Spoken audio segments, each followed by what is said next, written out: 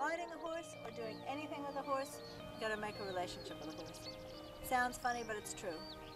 Because the reality is that they are big and strong, and they're opinionated, and they have their own ideas, and it's hard to make them do stuff. So basically what you want to do is you want to make it so that they want to do the stuff that you ask them to do. Now it's actually pretty easy to do because in the paddock no two horses are equal. There's always a leader and a follower.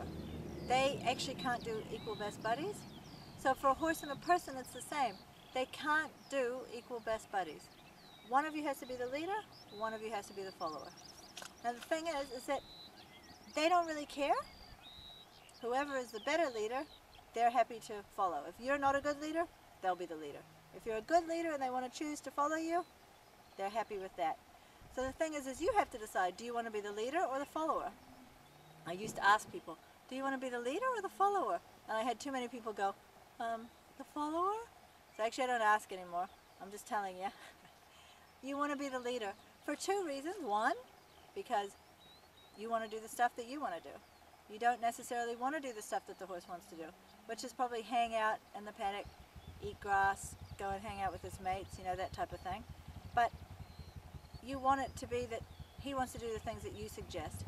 The other reason is because when horses are communicating with each other, it's part of their natural communication process to bite each other, kick each other, push each other around, you know, move, hunk, you know. And the reality is that we can't afford to have that happen to us because we are too delicate. We break more easily than horses. So it's really important that they don't want to tell us what to do. And like I say, it's easy because in the paddock, no two horses are equal. There's always a leader and a follower. They don't care which one is which. So it's up to you to decide. And the reality is that it's an easy decision to make and it's easy for them to listen to.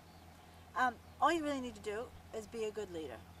So then you think, So two things, you got to make a relationship and you got to make a relationship where you're the leader. So to make a relationship with someone or something, you got to do something together. So you're going to do some things with your horse, okay? So that's kind of easy. And then the other thing is that you have to think about being a good leader. So you have to think, what makes a good leader? Well, let's see, you could kind of try to be a good leader and go, excuse me, do you want to come and do this with me? We could go together. But that's actually like kind of wimpy. I don't think it makes you think you want to do what I'm suggesting, you know? And then the other way is to be like, get over there! Do that! Get now! I want you to get over there and do that! You know, that kind of way about you. Bulliness. I mean, two things can happen there. Your horse can be scared, or it can think, I don't want you to tell me what to do, excuse me. And you don't want to put yourself in any position. You don't want to make your horse scared, and you definitely don't want to put yourself in a position where your horse is thinking that you're just a crazy, mean bully thing that basically brings out the I don't think so in them.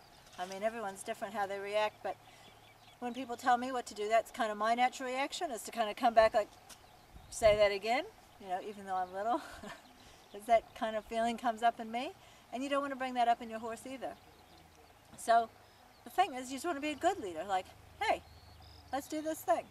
And then if they choose to do it or begin to do it, you let them know they're doing the right thing. Yeah, That's it. We'll do that.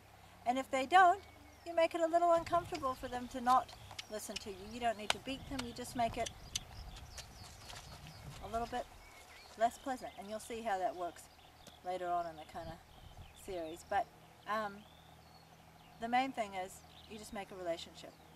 And you try to be a good leader and a good person to be with. So how you communicate with them is mostly through intent. It seems kind of airy-fairy, you know, I intend that you come with me.